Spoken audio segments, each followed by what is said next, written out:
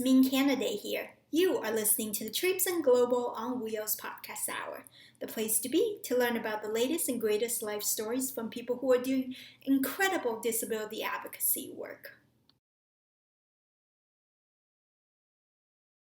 Lipp, welcome to the Trips and Global on Wheels podcast hour. Great, thanks for having me. Lipp is the founder and executive director of the Open Doors organization. He started the organization after personally experiencing the restrictions that people with disability face in everyday life. This experience was the catalyst in encouraging Eric to found the Open Doors organization, abbreviated ODO. ODO works as Part 382 U.S. Air Carrier Access Act experts across the globe, working with over 40 foreign carriers. Eric is also an expert in civil aviation laws in many parts of the world, including Europe and South America. ODO also recently started work training 10,000 plus Amtrak Frontline employees on accessibility. He also recently received the Community Support Award from U.S. Department of Homeland Security, Transportation Security Administration. ODO also acts as the Centralized Dispatch for all 334 wheelchair accessible taxis in Chicago, allowing people with disabilities to have on-demand transportation unlike anywhere on the globe. Wow, impressive. Thank you, Eric.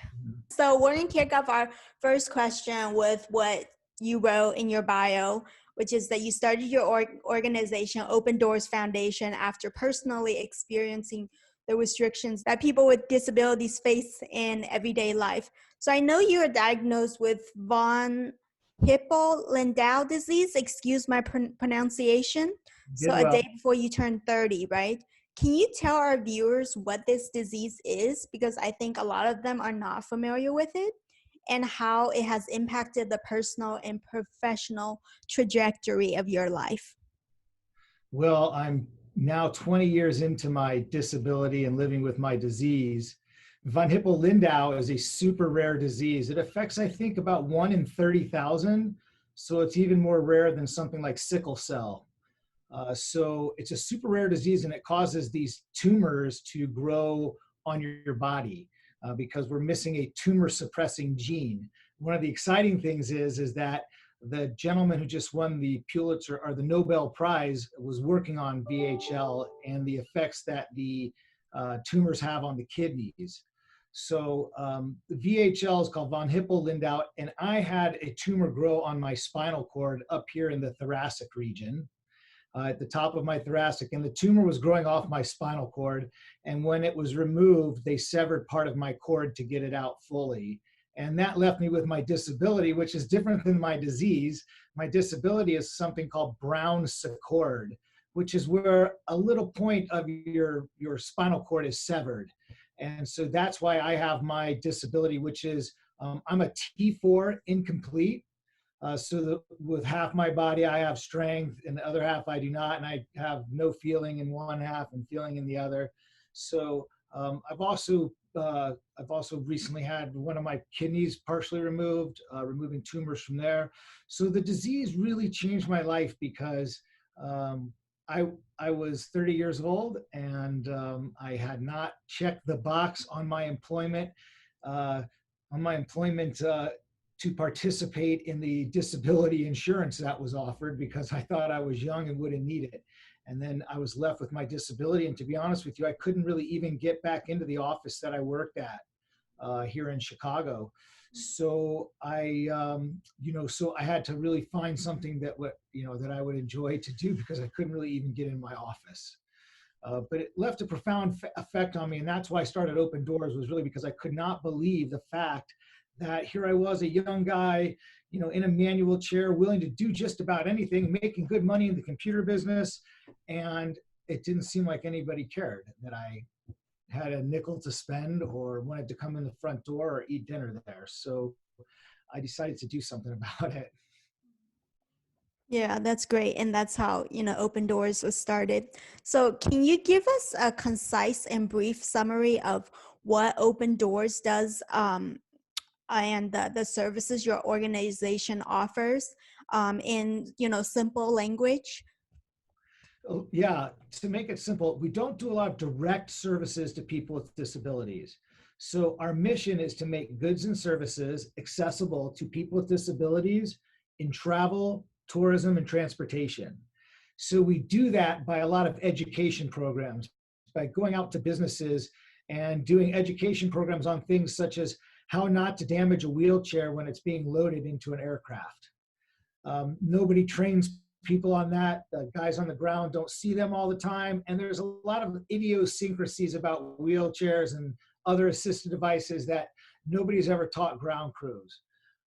And we also do things like our taxis, our open taxis, which is our on-demand taxi service here in Chicago. So that's a direct service.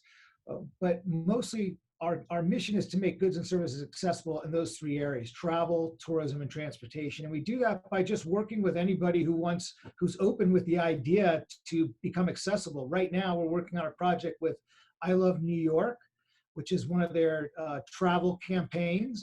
And right now, actually, they're meeting in New York right now about it. And the state of New York is really trying to create a clearing area for all of the New York, the whole state of New York, to have a place to put information about accessibility so that people can come and visit. A lot of people from New York like to stay in New York and take trips driving, which is great. And New York has so much to offer that one county never knew that the other county had that to offer.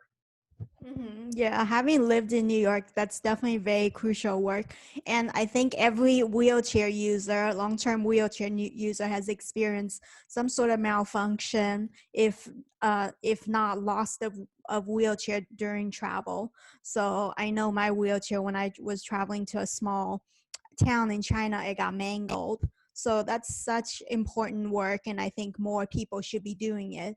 So I'm glad you know you're one of the early starters, and I think we can get more people on board with it. We actually started a company to help repair the wheelchairs. So if your chair got mangled in China, my idea was to make it like Domino's Pizza, where you get it fixed in like 30 minutes or less. So we created a company now that works all across with all the major airlines that repairs wheelchairs, scooters, and other devices almost on the spot. Wow, that would be impressive and really wonderful. So I understand Open Doors works as Part 382 U.S. Air Carriers Act, Access Act experts across the globe. So working with over 35 foreign carriers, right? As we read earlier. So for listeners who are not familiar with the U.S. Air um, Carrier Access Act, which is a mouthful. Can you give us a brief summary of the function of this act and work what work you do to ensure that this act gets implemented correctly? So it is a mouthful, and there are so many people with disabilities that don't even know it exists.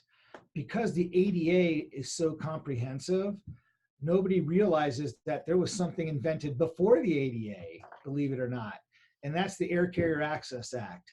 I'll help you a little bit with the mouthful. In the industry, in aviation, the airlines, most people refer to it as Part 382. Okay. So if you, yeah, if you need a little lingo there, Part 382 is just with it's part of the law, a part of its title, the Air Care Access Act. So really, it's amazing because it was enacted around 86, which was about 4 years before the ADA really came into act. So it was really interesting in the way that worked because I don't know the exact history, but I know there were some lawsuits in aviation that were in play at the time.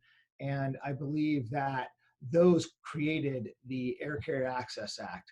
And what it basically was is a non-discrimination. The hard part about the Air Carrier Access Act is this: there's two things you got to really focus on. Number one, it does not allow for individual right to action. So if you feel like you've been discriminated against by the airline, you cannot sue them for discrimination. You can only file a complaint with the US DOT, and then they decide whether to fine the airline. And the minimum fine now is, I think, $32,140 per incident. So the fines are a lot larger. There hasn't been enough enforcement of the fines. There has been some, but it's been spotty and not really with much meaning behind it. And it's, they've been doing like maybe one airline every year or two. So the DOT could work a little bit harder on enforcement, but there are a lot of idiosyncrasies there, including the first one, which I mentioned, was that non-individual right to action. But the second one is our favorite topic in America right now, and that is service animals and emotional support animals. The DOJ will not allow an emotional support animal in an airport, but we as carriers have to allow them on the aircraft. The hard part about that is that when you try to explain to a foreign country that the US laws do not even agree with each other, then it really leaves them in a situation where they decide to make up their own interpretation. Because if we can't make up our minds, then they don't really worry about it because they don't feel like they'll be enforced, and they pick the law that they feel is going to be easiest for them. And that's one of the reasons why we are where we're at today. And that is because the laws do not synchronize. So those are the two major differences. The other thing that's super important to know about the Air Carrier Access Act is that there's always help available with the airline, even at the point of travel. It's called a CRO, a complaint resolution official. And if there's anything that goes wrong, even if you're not getting through to the gate agent, ask for the CRO. They may not know what a CRO is. And some foreign carriers, the person may not know what that is, but they need to know, because by not knowing, that's actually a $32,140 fine, which you could then file with the DOT, a complaint that they didn't even know what a CRO was. But that CRO for most foreign carriers is trained by Open Doors, and they'll know exactly how to handle almost any situation. I see. Wow, that's great. And you're still trying to work out the conflicting interpretations, right? We're still trying to. The DOT has now put out some more information and some more rulemaking, and we'll see where it goes. I see. How do you measure the progress and success of your services? It seems like you have a few different things going on.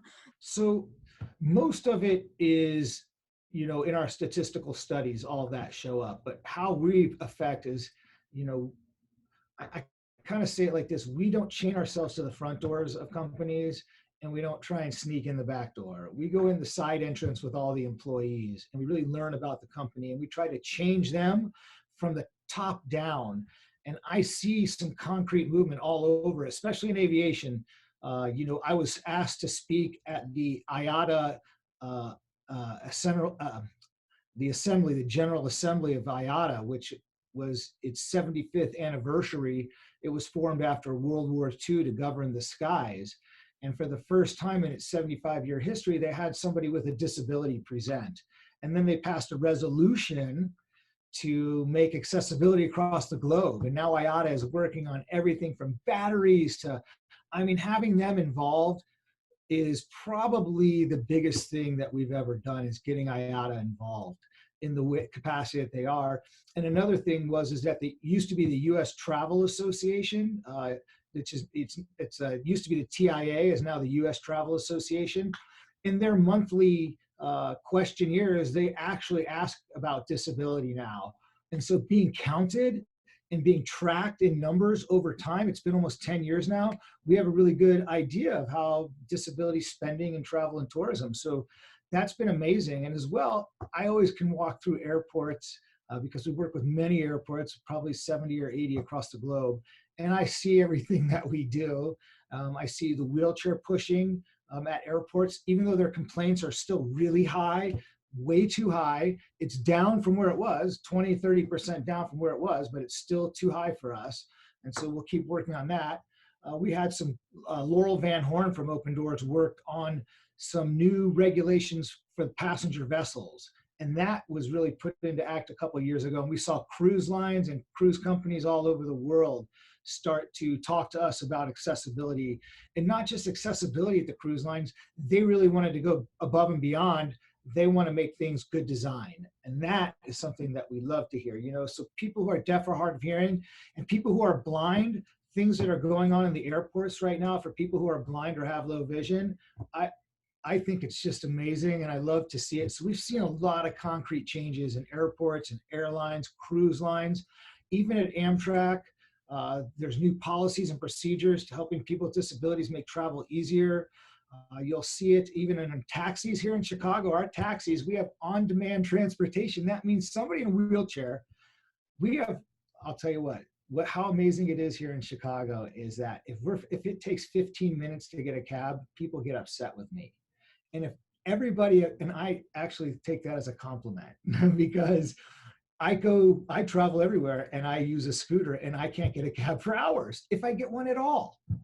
And the fact that now the expectation here is within 15 minutes, that makes me super proud. Also upset, we're going to get better, but I'm happy with that. Yeah, no, that is definitely an amazing service. I know, having traveled to different parts of the world myself, it even if if we hail a cab, for me, I've had a lot of experiences where they drive up and then they see me in a wheelchair and then they drive off. This happened in New York City. We're not talking about third world countries here. So I think that's amazing that you have these on-demand services and also under 15 minutes or under. That's Yeah. wonderful. I hope that you expand the service to other parts of the US and then perhaps internationally. We need it in Washington, D.C. I was recently there at a meeting for the TSA, and there was a cab stand, and not one of them would take me. And I could not believe it. And I called Uber, and an Uber car came in and folded up my scooter and put it in his trunk right in front of those cabs. And people wonder why the industry is where it is, but all they had to do was help me. It's that Mhm. simple. Yeah, no, it's very disgraceful what we experience sometimes. So I know Jersa, I read, a company from outside Mexico, is making stairways that take passengers up to the aircraft door in their own personal chairs, eliminating hand carrying, and I think I'm quoting you here. And then in Japan, some providers are working on an automatic wheelchair that can be summoned by smartphone, scan its client's boarding pass, and then take the client to the correct gate. So, what other new travel technologies are you excited about that are coming to the airports in the near future, such as the few that I've just listed?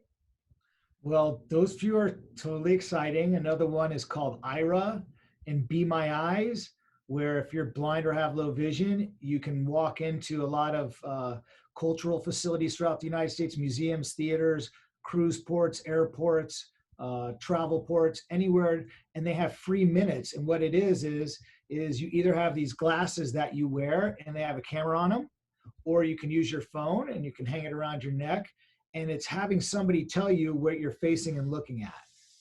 So they can tell you exactly. So if you open your cabinet and you need to know which soup was tomato soup, you could use it then. And that's becoming less expensive. Airports are starting to pay for it, and malls, shopping malls are starting to pay for it. So that's going to be really a big change, as well as indoor navigation. Indoor navigation for people who are blind, have low vision, is going to be very, very integral part in the next century, because they're going to start traveling more independently, especially when you can just hook your smartphone up. You won't even need a dog or a cane, really. I don't know if the white cane will go away because that's, instantaneous touch. But as long as these indoor GPS and wayfinding, you're going to see more and more of that for sure. And then, listening devices. I'm seeing some trends in airports starting to put in hearing loops. And I think the hearing loops seem so rudimentary, it just doesn't make sense why we don't have them everywhere. They're not that technologically advanced. They're not new, certainly. It's just a matter of getting people to understand the importance of them and how they really affect the aging population who are using hearing aids that are using these T-coils.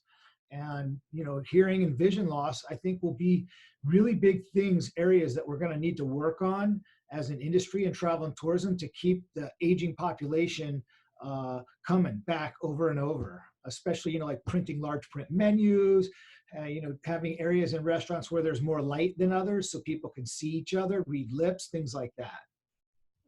Yeah, those are exciting developments, and hopefully it will be implemented more broadly in all the airports. So I'm quoting you in the next question. You No. once said that wheelchairs were not made to fly and airplanes were not made to carry them. So what did you mean by this exactly? And how can we manufacture wheelchairs in such a way that they are more conducive for traveling? Well, I have studied this extensively, and I can tell you I know the answer. The answer really is this: they aren't made to fly. Wheelchairs and other assistive devices are made per spec for insurance. So if you have a power wheelchair or a scooter, when you leave your house, there's no insurance on that chair. If anything happens to it outside, you can't buy insurance. So you have to fix it yourself, right? You really don't have any way to fix it if it breaks or unless it's defective and the manufacturer will fix it. So what the problem is that the wheelchairs are built to spec for insurance reasons. And most people don't even realize that when we take and we sign that form, when we take delivery of our chair, that we're signing away a lot of our rights on if things get damaged. And one of the biggest things is damaging on aircrafts. And there's just no, and the manufacturers won't make them to fly because they're made for insurance specs, which really is for you not to fly, not to leave your house. They don't want you going off road in it. They don't want you going downstairs in your wheelchair. That's just the way they do it. Here's why: because insurance companies won't reimburse. And so until the insurance companies tell the manufacturers, I want you to build spec so that it can tie down in an aircraft, they won't do it. You can tie down in a bus and in a train, but not in an aircraft right now. And there's a lot of reasons why, and it's mostly because of the way the chairs are manufactured. The manufacturers could solve this instantaneously. They and the insurance providers got together and decided whether they were going to cover wheelchairs more broadly. It's really that simple. The manufacturers have no real motivation to change it to fly. And why is that? Why do they not have a motivation to make it so that it's easier to transport on planes? Because the insurance companies aren't asking for it, and if they're damaged on planes, it just is more business for them. And also wheelchair users aren't necessarily advocating for it directly, right? Right.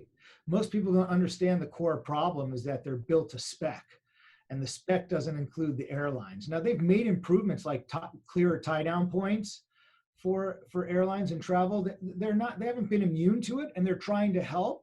The problem is that they're not getting any reimbursement, and nobody's paying them to make those changes in designs. And if they change the design much, then the insurance companies have to go back and look at it and have to retest. And I just don't think that it's not conducive. It's not economically smart at all.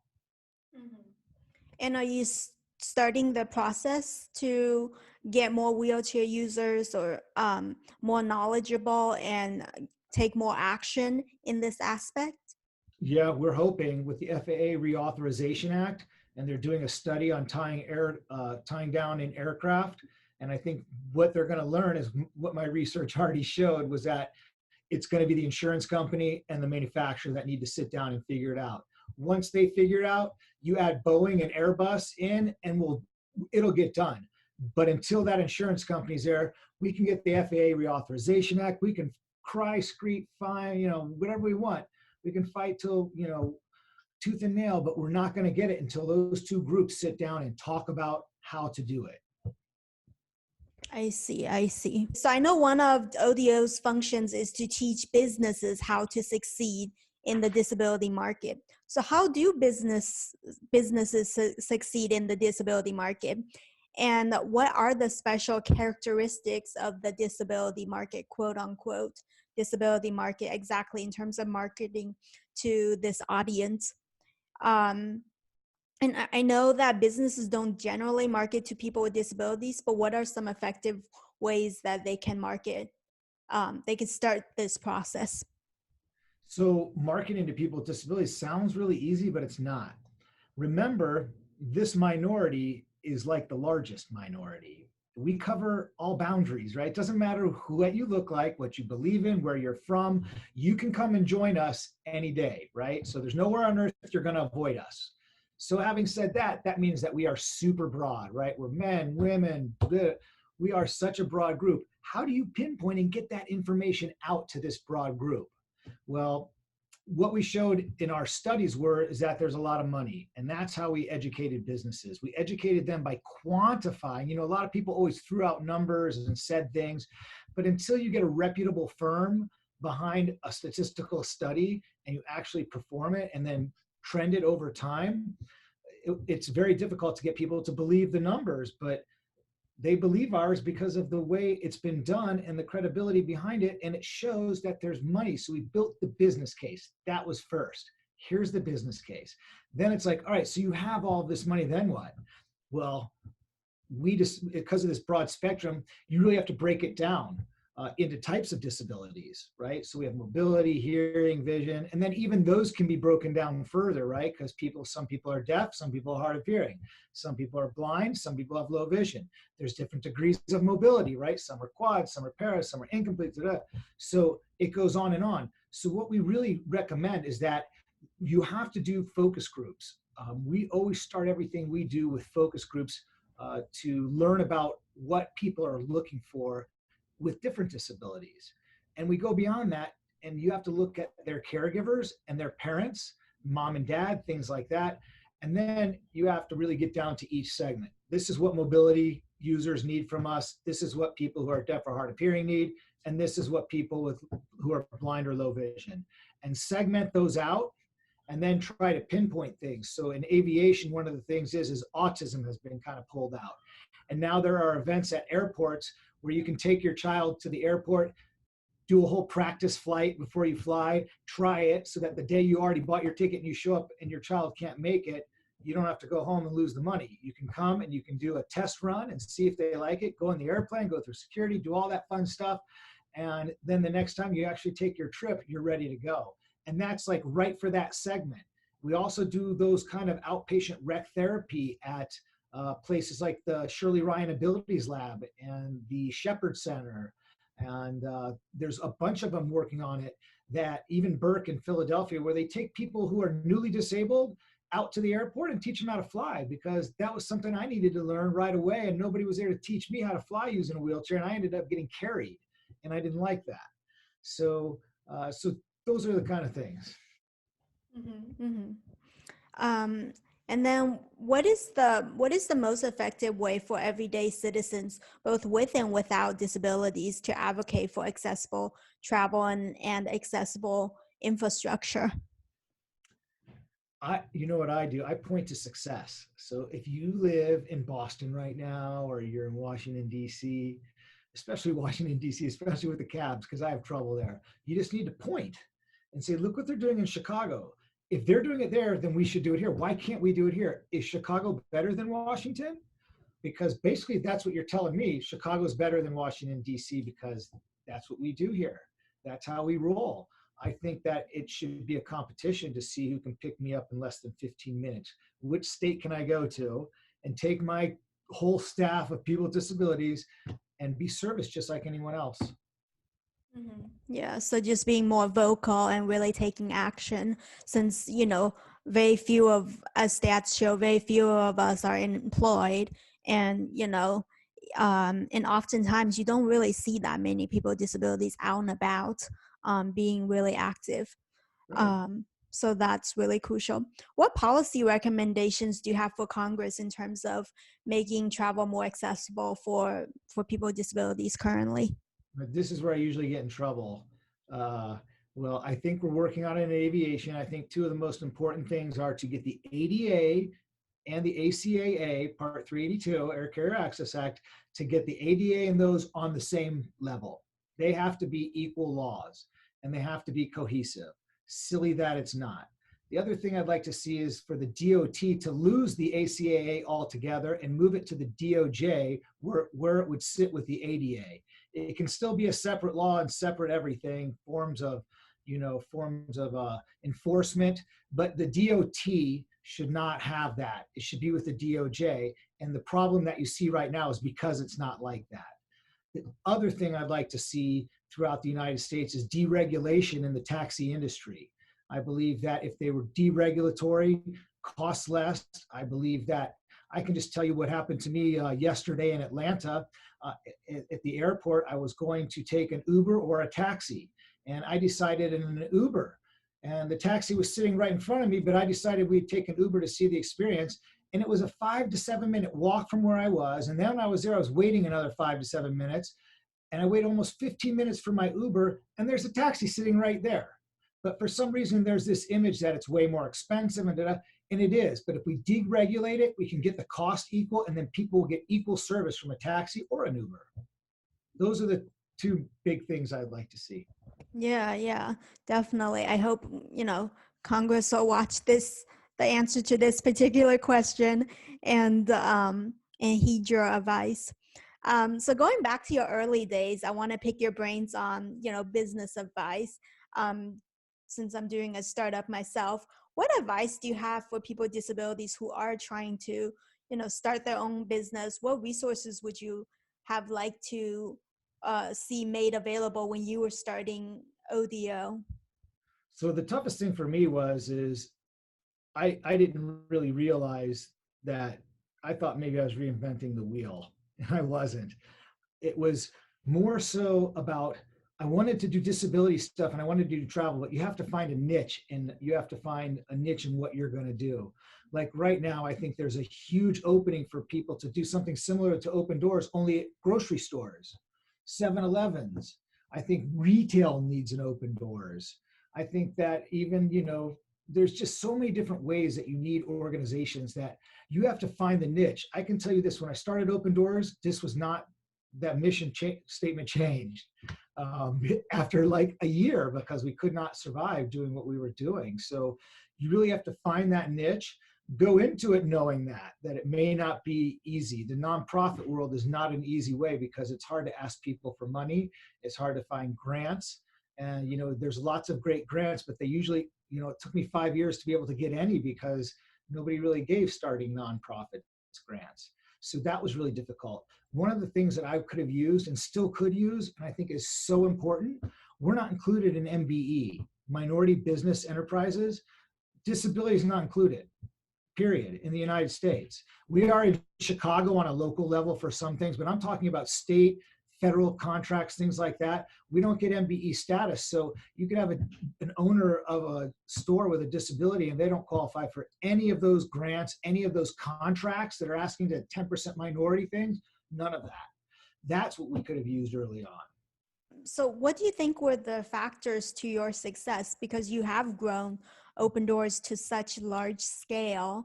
And, as you were saying earlier, you're in 80 airports and doing several other important work. And so, yeah, what were the factors and core principles? Well, one was being a nonprofit because we were very thin. We would have never survived as a for-profit because it's very difficult early on. But I think really our success has been perseverance, just sticking it out and finding topics and things that you can really work on and make solid change. I think that is really what helped create our success is our longevity. We were always going to be here, even under a thin budget. We were still here. But I also have to give a lot of credit to Laurel Van Horn. She's a pioneer in accessible travel and tourism. I think she is the pioneer.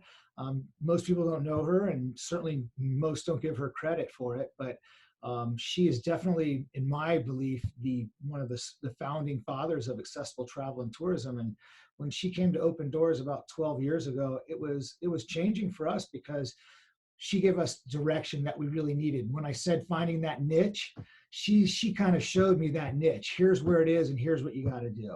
And that was super pivotal for me. Mm-hmm. Mm-hmm. Thank you for that. What challenges do wheelchair leaders face specifically in the realm of starting a new organization or company that are different from the general population, if there are any? Oh, there is one, and I think it's major. It's that when I pull up in my scooter into a group of men who are standing there talking about travel or their hotel or their airport, and I'm sitting in my scooter, I don't get treated the same as even if I walked up with my cane and stood eye to eye with them, I don't get treated the same until we get over that.